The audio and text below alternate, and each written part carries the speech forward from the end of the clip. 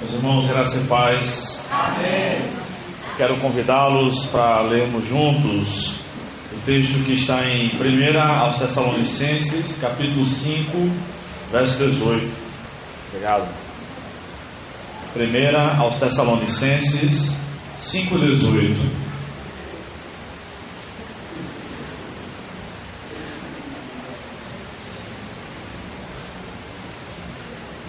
Eu estava planejando falar sobre outro assunto hoje, mas já faz algumas semanas que essa passagem vem ecoando na minha mente e eu creio que Deus me direcionou para ela. Acharam? 1 Tessalonicenses 5,18 diz o seguinte: sede gratos por todas as coisas, pois essa é a vontade de Deus em Cristo Jesus para convosco. Amém. Essa passagem é muito conhecida, nossa, e é um dos versículos mais fáceis de interpretar de toda a Bíblia. A maior parte da Bíblia é de facílima interpretação, mas é claro, há passagens que são difíceis de interpretar, mas esse não é o caso, tá? Então, é interessante que provavelmente a primeira carta que o apóstolo Paulo escreveu, que entrou na Bíblia, foi essa, primeira carta aos Tessalonicenses. Paulo esteve pregando numa sinagoga na cidade de Tessalônica por 3 sábados, enquanto o principal culto dos cristãos é o domingo, aos domingos, dos judeus é os sábados, ainda hoje, né? E depois de 3 sábados, ele precisou sair de Tessalônica, meio que fugido. E aí, com a ajuda de Silas, ou Silvano e Timóteo, ele escreveu esta carta alguns meses depois, recomendando àquela igreja que permanecesse firme no Senhor. Eles enfrentaram muitas perseguições, foram praticamente expulsos de Tessalônica, sofreram acusações injustas, e Jason, que era quem estava hospedando Paulo, foi levado para sofrer uma humilhação pública. Particularmente, nós sabemos muito mais sobre Paulo do que sobre Silas e Timóteo, Silvano e Timóteo. Mas nós sabemos que Paulo, autor dessa carta, passou fome, sede, nudez, escassez financeira, tinha problemas de visão, nem sempre era bem recebido onde pregava, e mesmo assim ele escreveu: em tudo dai graças. Vejamos então o sentido e as implicações desta passagem bíblica. Em primeiro lugar, o que devemos fazer? Devemos dar graças a Deus. Dar graças ou agradecer a Deus implica em cumprir a vontade de Deus e não a nossa. A vontade da carne, a nossa vontade, é de murmurar sempre, de reclamar. Basta que algo não saia conforme o que nós planejamos, e aí a nossa evidente vontade é de reclamar. Às vezes a gente se segura, às vezes não, mas esse é um pecado que eu tenho certeza que todo mundo aqui já cometeu, talvez hoje ainda. Mas a vontade de Deus, que é que nós demos graças a Ele por tudo, é sempre melhor para nós. E Ele nos dá uma ordem aqui: agradeça. Por meio de Paulo, Deus diz: agradeça a Deus por tudo. Devemos ser gratos a Deus por tudo que acontece conosco, e não apenas por aquilo que consideramos ser bênçãos. Primeiro, pelo que devemos dar graças? Conta-se que um ateu e um cristão estavam num restaurante para fazer uma refeição. De repente, o cristão baixou a cabeça e foi orar. E ele orou, agradeceu a Deus por aquele almoço. Quando ele terminou a sua oração, o seu companheiro de empresa, que era ateu, disse: mas por que você está agradecendo a esse Deus aí que você diz que existe, mas não existe? Você comprou com seu dinheiro essa refeição, você escolheu onde comprar, aqui nesse shopping, na praça de alimentação, e comprou, e agora vai comer. Que besteira é essa de agradecer? O cristão então respondeu o seguinte: eu agradeci a Deus por estar vivo, por estar num país onde tem alimentos, por ter um emprego, por ter saúde para trabalhar, por ele ter me capacitado para trabalhar, por ter dinheiro para comprar, por ter saúde para comer, porque tem gente que tem dinheiro, mas não pode comer. Eu agradeci a Deus pelos engenheiros que construíram esse prédio. Isso nos dá segurança, porque não vai cair na nossa cabeça.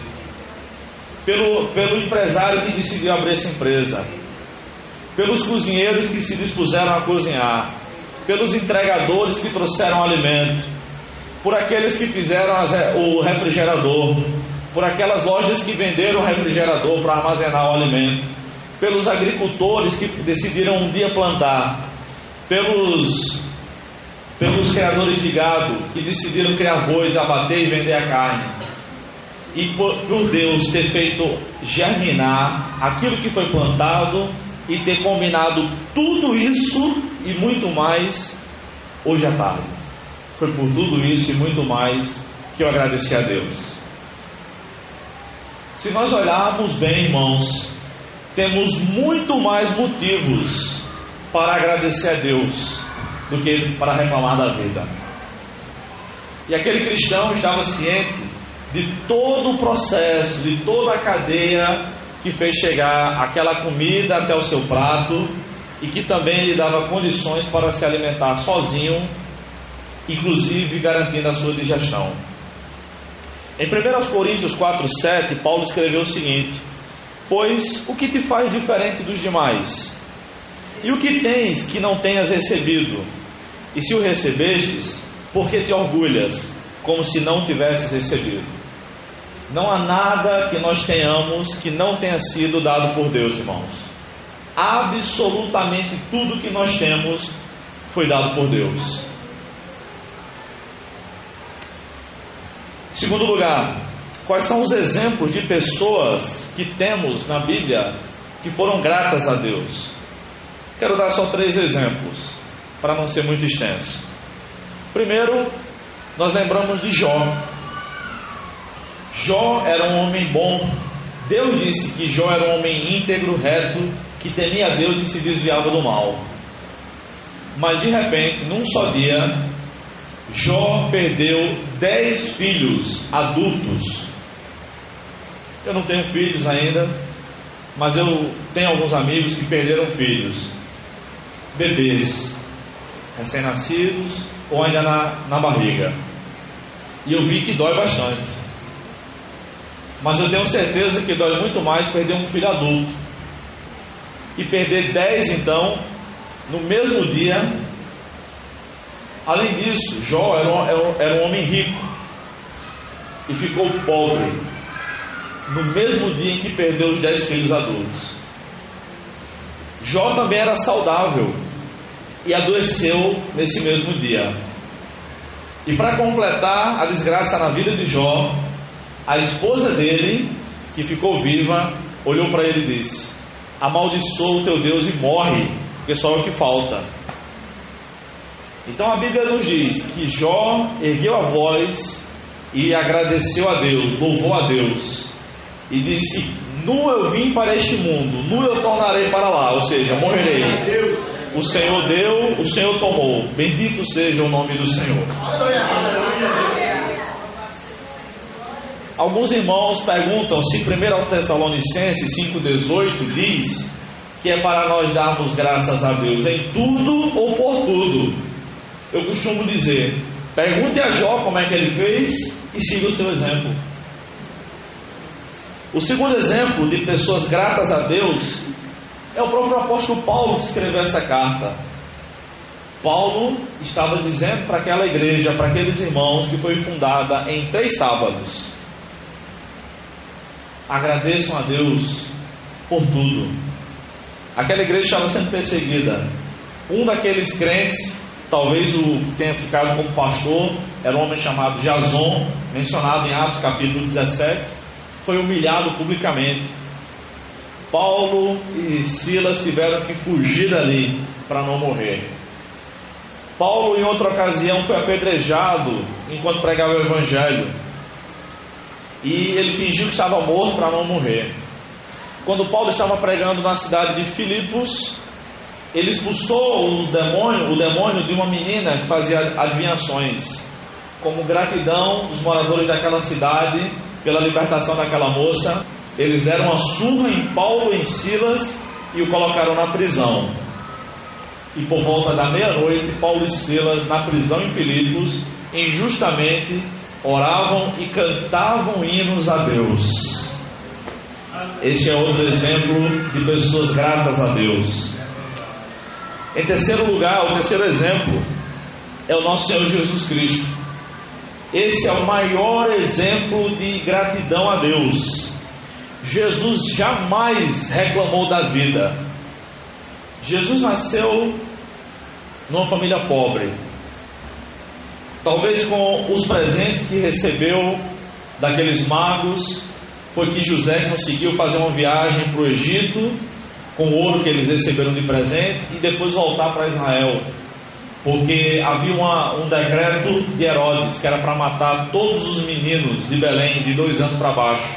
E Jesus já devia ter ali um ano e meio mais ou menos, quando isso aconteceu. Ele não cresceu traumatizado, não reclamou que foi perseguido na infância, que pediram a sua cabeça quando ele era um simples bebê. Aos 12 anos ele começou a trabalhar na carpintaria com seu pai, como todo menino judeu, começava a trabalhar aos 12 anos, não reclamou da vida. Trabalhou ali durante 18 anos com seu pai. Talvez José tenha morrido antes disso, mas ele trabalhou até os 30. E aí chegou a hora de seu ministério público, de pregação, sua segunda profissão. Ele deixou de ser carpinteiro para ser um pregador, um professor itinerante. Mas ele não tinha dinheiro, e ele foi sustentado por mulheres ricas. Mas é interessante que no primeiro século, no tempo de Jesus e dos apóstolos, até mesmo o testemunho de uma mulher não era considerado válido, não era aceito no tribunal, e mulheres estavam sustentando financeiramente o ministério de Jesus. Lucas capítulo 8 diz isso.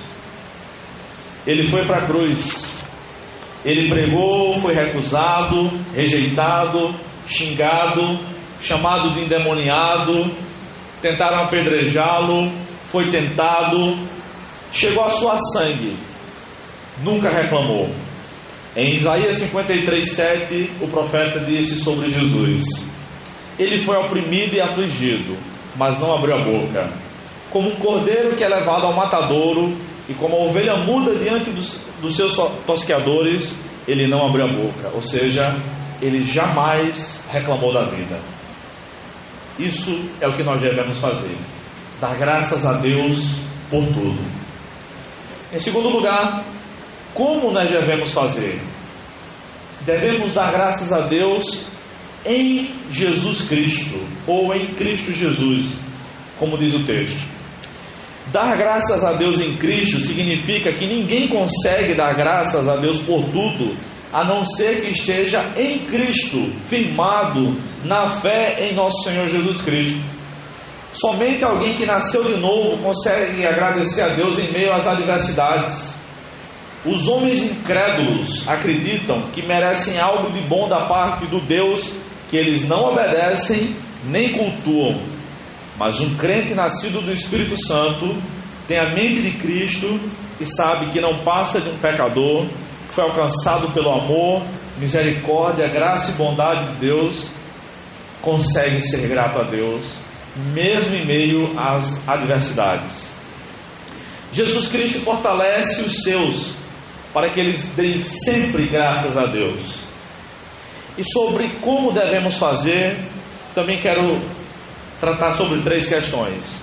Primeiro, só seremos gratos a Deus se estivermos alegres. Os 2 versículos anteriores, em 1 Tessalonicenses 5, 16 e 17, dizem o seguinte: alegrai-vos sempre, ou seja, não se deixem abater. As lutas vêm, vai ser pancada no seu lombo, não baixe a cabeça. E o verso 17 diz: orai sem cessar. Orar sem cessar significa orar o dia inteiro e a vida toda. Orar o dia inteiro significa que enquanto nós vamos vivendo a nossa vida, trabalhando, estudando, nos deslocando, nos divertindo, fazendo o que for necessário, nós devemos manter a nossa comunhão com Deus. É um treinamento mental. Se estamos no ônibus ou numa lotação, devemos orar agradecendo a Deus. Devemos colocar diante dele as nossas petições. Se estamos passando por alguma adversidade, devemos colocar diante de Deus. Se nos lembramos de um irmão, devemos pedir a Deus pela vida dessa pessoa. Devemos orar pela nossa igreja, pela liderança da igreja, pela expansão do Evangelho no mundo todo, para que Deus levante mais missionários, envie mais recursos, desperte a igreja. Enfim, isso é orar o tempo todo. Segundo, só seremos gratos a Deus se estivermos cheios do Espírito Santo. Em Efésios, capítulo 5, do verso 18 ao 21, Paulo diz o seguinte: não vos embriagueis com vinho, no qual há contendas, mas sejam enchidos pelo Espírito. E aí Paulo diz as características de alguém que foi enchido pelo Espírito Santo. Essa pessoa está sempre grata a Deus, fala adequadamente, canta hinos a Deus e se submete uns aos outros. Então só é possível viver uma vida de gratidão a Deus quando estamos cheios do Espírito Santo. E aí nós precisamos pedir a Deus que Ele nos encha. Terceiro lugar, há uma relação profunda entre alegria, oração e gratidão. Nós conseguimos agradecer por coisas boas. Grande coisa. Os incrédulos também conseguem. Quando tem dinheiro no bolso, quando está tudo em paz em casa, quando estamos com saúde, com bons empregos, com a mente despreocupada. Até um descrente consegue estar feliz e até diz: eu agradeço a Deus. Mas somente alguém que vive em constante comunhão com Deus consegue agradecer a Deus por tudo, porque estamos em Cristo Jesus. Devemos dar graças a Deus por tudo em Cristo Jesus. Significa que para sermos gratos a Deus precisamos estar firmes na fé em Jesus. Em terceiro lugar, o que não devemos fazer, de acordo com esse texto? O que jamais podemos fazer? Murmurar. Talvez alguns de nós estejamos pensando, não consigo dar graças, apenas consigo reclamar da vida. Ou alguém esteja pensando aqui: minha vida é difícil demais para agradecer a Deus por ela. Eu conheço pessoas assim. E a Bíblia fala de várias histórias de pessoas que pensavam assim também. Mas o que é que a Bíblia diz sobre esse tipo de coisa? Primeiro, não podemos reclamar da vida a Deus. Estar vivo já é razão para agradecer a Deus, pois Ele é o dono da vida. Então ninguém tem o direito de reclamar, pois estamos vivos. E não há nenhum mérito em nós em estar vivos. Muitas pessoas foram abortadas, nem chegaram a nascer. Muitos morreram no primeiro ano de vida, muitos morreram na infância. Mas nós estamos aqui hoje para louvar a Deus. Devemos ser gratos a Ele por isso. Segundo lugar, não devemos esquecer que há sempre alguém numa situação pior do que a nossa. Eu estou sem dinheiro, tem gente que não tem dinheiro para nada. Só tem pouca comida na minha despensa, tem gente que nem comida tem. Eu estou sentindo dor de cabeça, tem gente que está com câncer na cabeça e vai morrer semana que vem. Sempre há razões para agradecer a Deus. Aliás, Pedro escreveu na primeira carta, capítulo 5, versículo 9, o seguinte: sabendo que os mesmos sofrimentos estão acontecendo entre vossos irmãos no mundo. Nós estamos vivendo num país livre, num país onde a gente pode ligar o som, alugar um prédio e cultuar a Deus todos os dias da semana, se a gente quiser.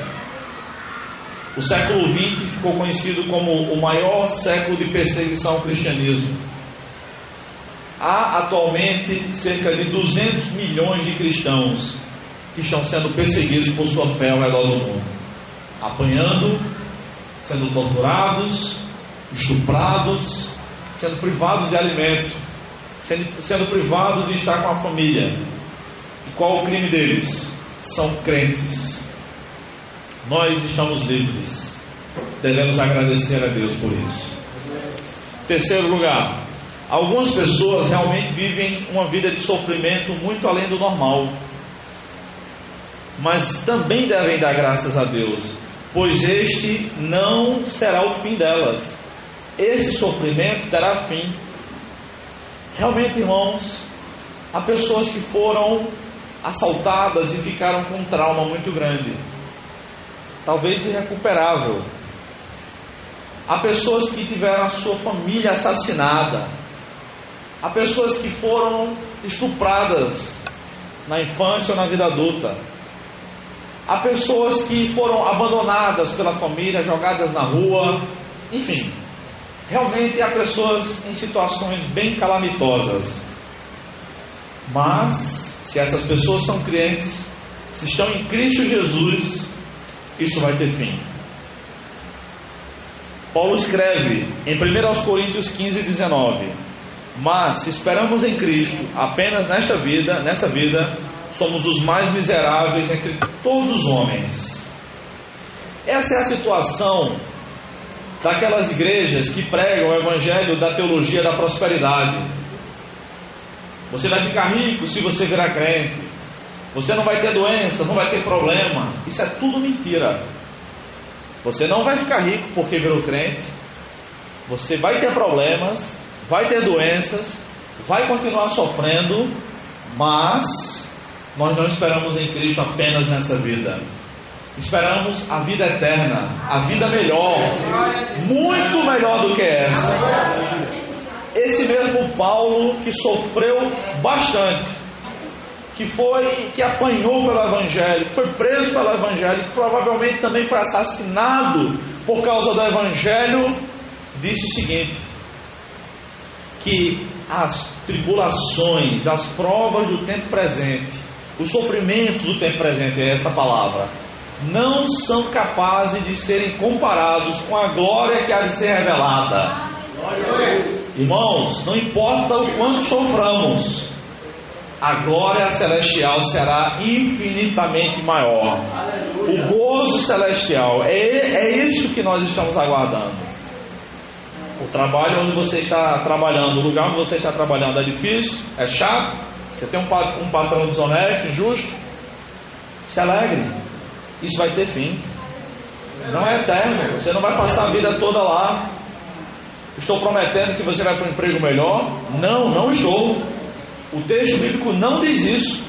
Estou prometendo o que a Bíblia diz para prometermos, que devemos nos alegrar com a vida que virá. Jesus Cristo está voltando e vai acabar com tudo isso. Em quarto lugar, irmãos, quais as consequências de uma vida de murmuração? Não consigo agradecer, não consigo ser grato. Se essas razões que eu venho apresentando para você não são suficientes ainda, é bom lembrá-los que aqueles que vivem uma vida de murmuração sofrerão o juízo divino. Porque, em primeiro lugar, murmurar é desobedecer a Deus. Deus dá a sua palavra nesta passagem que nós lemos e em muitas outras ao longo das Escrituras. Não murmure, agradeça. Então, murmuração é uma vida de pecado. Leve uma vida de gratidão a Deus, e assim você terá comunhão com Deus. Segundo, murmurar deixa Deus irado. Deus fica irritado quando o seu povo murmura. Isso aconteceu com os hebreus. Estavam reclamando, eles reclamavam de tudo. Eles estavam no Egito como escravos e murmuraram, oraram. Deus levantou Moisés e tirou aquele povo do Egito. Quando eles estavam no deserto, eles murmuraram, dizendo: era melhor a gente ter ficado no Egito. Para morrer aqui nesse deserto, era melhor ter morrido lá. A gente era escravo, a gente comia mal, trabalhava pra caramba, mas era melhor. Foi o que eles disseram, reclamando. Aí depois reclamaram porque não tinha água. Chegaram num lugar que a água era amarga. Reclamaram. Deus mandou Moisés jogar uma árvore lá no rio e a água ficou doce. Foi um milagre. Aí reclamaram porque não tinha comida. Aí Deus mandou o maná do céu. Todo dia eles só iam lá, tinham que pegar e colher. Aí o que é que eles fizeram? Agradeceram? Não. Reclamaram porque só comiam maná. Agora a gente quer carne. Aí Deus mandou as codornizes para eles comerem codorna.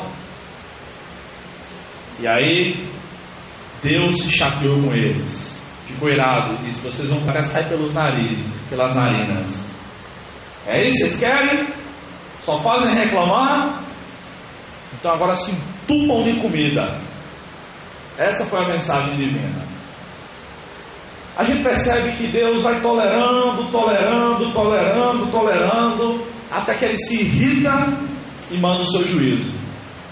Em que fase, comparando com a vida dos hebreus, em que fase da vida nós estamos?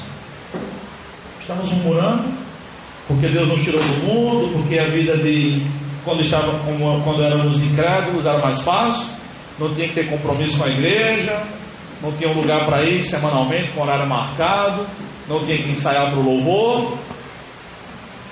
Do que estamos murmurando? Espero que paremos de murmurar e passemos a agradecer a Deus. Em 1 Coríntios 10:10, falando sobre esses eventos, Paulo escreveu: e não murmureis, como alguns deles murmuraram e foram mortos pelo destruidor. Aquele povo murmurador não herdou a terra de Canaã. Todos eles morreram no deserto. Só Caleb e Josué tinham fé e gratidão a Deus e herdaram a terra prometida. Deus tem bênçãos específicas para aqueles que são mais gratos a Ele. Em terceiro lugar, murmurar revela que há ingratidão em nosso coração. Jesus disse que a boca fala do que o coração está cheio. Qual é a nossa mensagem? Pelo que nós somos conhecidos? Qual é o nosso principal assunto? O principal assunto da nossa conversa? É Deus? É a gratidão a Deus? Do ano passado para cá, eu vi com bons olhos o povo cristão se envolvendo com política, defendendo suas posições. Vou votar nesse, não vou votar naquele por causa disso e daquilo. Mas eu vejo com maus olhos aqueles que só falam de política o dia inteiro, todos os dias. E a gente vê pelas redes sociais, a gente poderia até parafrasear as palavras de Jesus, né? Aquilo que o coração está cheio é aquilo que a gente posta na internet. Há lugar para discussão. Nós somos cidadãos terrenos também. Há lugar para a gente defender nossos posicionamentos, leis mais justas. Há tempo para isso. Mas se a gente nunca fala sobre Deus, algo está errado, irmãos. O que é que está no nosso coração? É gratidão a Deus? É louvor a Ele pela nossa vida? Ou é só ódio com esse ou aquele político? Para concluir, irmãos, será que não devemos reclamar de nada da vida? Não devemos reclamar de nada a Deus. Nós somos filhos de Deus e Ele faz com que todas as coisas que aconteçam conosco sejam para o nosso benefício, a nossa edificação.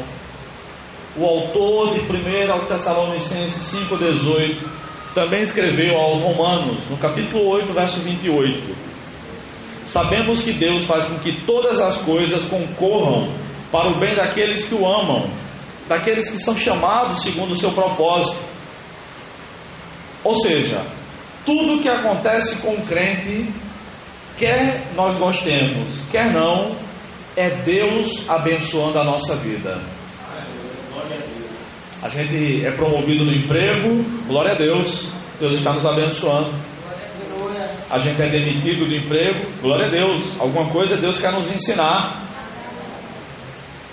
A gente consegue pegar aquele ônibus e chegar no compromisso a tempo, glória a Deus, deu tudo certo. A gente não consegue pegar o ônibus e se atrasa, glória a Deus.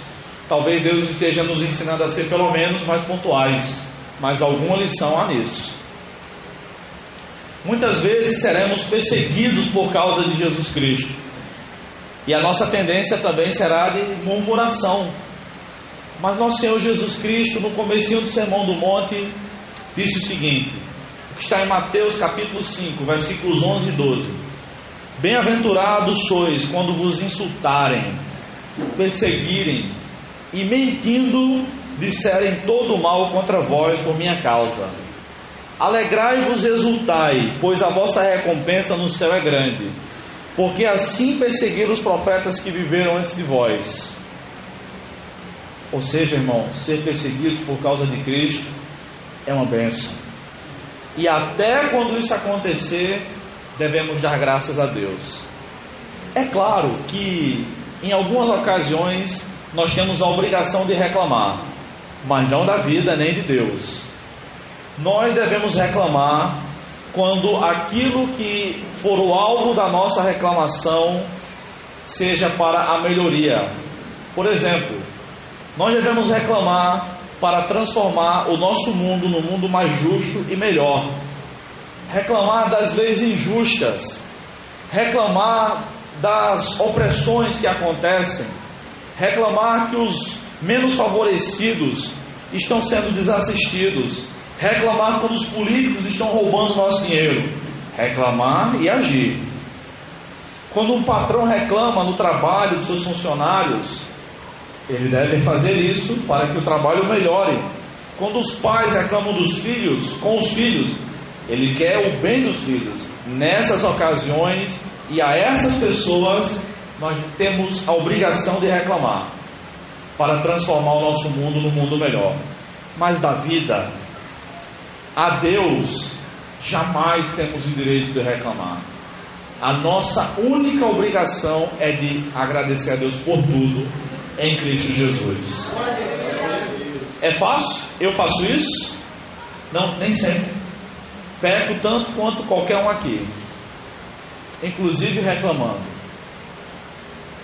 Mas precisamos nos colocar diante de Deus e pedir que Ele tenha misericórdia de nós, que Ele abra os nossos olhos para que enxerguemos as bênçãos que são abundantes na nossa vida. E assim possamos ser gratos por todas as coisas. Amém, irmãos. Vamos orar. Deus bendito, Deus amado, louvado seja o Teu nome, Senhor. E somos gratos, Deus, apesar de às vezes a gente não conseguir agradecer, Deus, porque nós somos pecadores, nós somos fracos. Nós colocamos diante de Ti agora a nossa fraqueza, Senhor. Perdoa, Senhor, a nossa murmuração. Perdoa a nossa falta de fé, a nossa incredulidade, Deus. Perdoa-nos, Deus, porque a gente não consegue obedecer este simples versículo na sua totalidade, o tempo inteiro. Ó Pai, junto com o Teu perdão, nos envia graça, misericórdia, forças do alto, para que possamos agradecer a Ti por tudo, Senhor. Que em tudo vejamos a Tua boa mão conduzindo a nossa vida para mais perto de Ti, e que tenhamos assim uma vida melhor, de gratidão, de louvor a Ti todos os dias, Pai, em nome de Jesus, amém. Que Deus nos abençoe, irmãos.